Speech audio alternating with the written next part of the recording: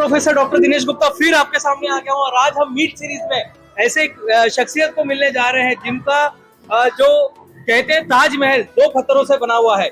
एक पत्थर जो सबको दिखाई देता है जिसको वो बोलते हैं संगमरमर का पत्थर, लेकिन उसकी जो नींव होती है वो बना हुआ है एक भूरे रंग के पत्थर से जिस पर पूरा का पूरा ताजमहल विराजमान है। और ऐसी जो नींव का पत्थर है, ऐसी एक व्यक्ति को, ऐसे ही शख्सियत को, ऐसी एक हीलर को मैं मिलने जा रहा हूं और आपके सामने इंट्रोड्यूस करने जा रहा हूं माननीय सम्मानीय अमित वर्मा सर को। अमित वर्मा सर, आपका बहुत बहुत स्वागत है हमारे इस चैनल में।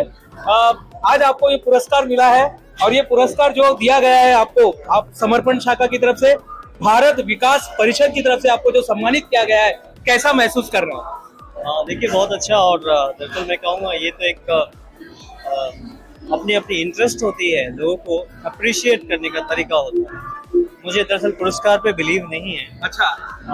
मैं रियल में क्या हूँ उस पे, ओरिजिनलिटी पे बिलीव। हमारे बीच में जो अमित सर है वो बता रहे हैं कि इनको पुरस्कार, और ठीक है वो तो मिला है, सम्मान तो उसे स्वीकार करना है, लेकिन इनको पुरस्कार से ज्यादा जो मैं हूँ वो बनूं, इस पर उनका ज्यादा विश्वास है। सर थोड़ा सा अपने बारे में, आपकी जर्नी के बारे में बताइए ना, ये माइक लेके आप बताइए ना सर। मैं डॉक्टर बनना चाहता था, फैमिली की सर्कमस्टेंसेस ऐसी नहीं थी। 8 फैमिली मेंबर्स थे हमारे, और जब मैं मेडिकल एंट्रेंस क्लियर किया तो थोड़ी सी डिमोटिवेट हो गया था, क्योंकि पेरेंट्स हमारे बैक हो गए थे कि इतनी अफोर्ड नहीं कर पाएंगे एजुकेशन, और वहां से मेरी लाइफ की टर्निंग शुरुआत हुई। ये कितने साल पहले की बात है? 1994 की बात, 96 की बात। अच्छा। 96 के बाद फिर थोड़ा मैं डिमोटिवेट हो गया और सेल्फ कमाने के लिए कुछ हाथ पैर मारने लगा, इधर उधर भटकने लगा। इस दौरान हमने गवर्नमेंट जॉब भी करी। मैं कलेक्ट्रेट में एज ए क्लर्क पोस्ट पे जॉब मेरे को मिली थी पटना कलेक्ट्रेट में।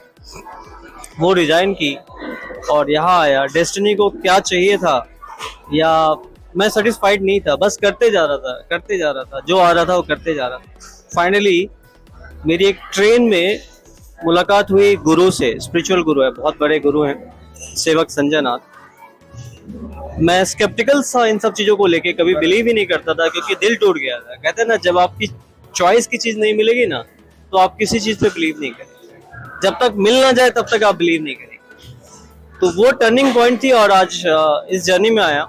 मुझे बहुत खुशी हो रही है कि कई डॉक्टर्स भी मेरे से कुछ सीखते हैं, वो अपनी बात शेयर करते हैं। मैं उनको कुछ अपनी टेक्निक्स के बारे में बताता हूँ, लाइफ की टेक्निक्स के बारे में बताता हूँ, एजुकेशन नहीं, अवेयरनेस के बारे में बताता हूँ। वो एजुकेटेड है, लेकिन एजुकेशन का मतलब ये नहीं कि आप अंदर से स्ट्रांग है। एजुकेशन का मतलब ये है कि बाहर आपको रिस्पेक्ट मिलेगी, लेकिन आप क्या है ओरिजिनलिटी में, वो हमेशा आप याद तभी करेंगे जब अवेयर है। सर मैं जब आपकी कहानी सुन रहा था तो मुझे याद आ रहा था अल्केमिस्ट के बारे में। कोयलो कोयले साहब ने बहुत अच्छी किताब लिखी है अल्केमिस्ट। मैं आपको हाईली रिकमेंडेड कर रहा हूँ, किताब पढ़िए। सर की जो जर्नी है, वर्मा सर की, अमित वर्मा साहब की जो जर्नी है, कहीं ना कहीं उस बच्चे की तरह है कि उसका जो नायक है, अल्केमिस्ट का जो नायक है, वो अपने डेस्टिनी की तलाश में रहता है और बहुत कुछ घूमता है। पूरे संसार में घूमने के बाद उसको पता चलता है कि जहां पर वो रहता था वहीं पर, उसी के अंदर सारी की सारी खुशियां है, उसी के अंदर सारे हीलिंग पावर है, उसी के अंदर सारी की सारी चीजें उसके पास मौजूद है। सर आपकी जर्नी बहुत इंस्पिरेशन है। अब हमारे दर्शकों को ये बताइए कि अभी आगे क्या है, आगे का क्या? अब तो चलो आपने अपने डेस्टिनी को फाइंड आउट कर लिया है, आज आपको इतना बड़ा भारत विकास परिषद की तरफ से इतना बड़ा सम्मान आपको मिल गया है। अब इसके बाद क्या योजना है आपकी आगे के लिए? आप हैं, चिंता को चिंतन में बदलना है। चिंता को, देखिए ये लाइन को फिर से मैं आपको बता रहा हूँ, चिंता को चिंतन में बदलिए, आत्म मंथन कीजिए, आपकी क्रिएटिविटी अपने आप बाहर आए। आप कॉपी ना करें। हाँ। आप खुद अपना एक अपने आप में ओरिजिनल क्रिएट करें, ओरिजिनल रहे, किसी को फॉलो ना करें। आप आदत बने, अपनी फॉलो करें, लेकिन अपने डिजायर को फुलफिल करने के। तो मित्रों, ये थे हमारे सम्मानीय आदरणीय अमित वर्मा सर, जिन्होंने इतनी अच्छी बातें हमें बताई। मैं खुद इनसे प्रेरित हुआ हूँ, क्योंकि हर बार हर इंसान में कुछ ना कुछ सीखने लायक रहती है।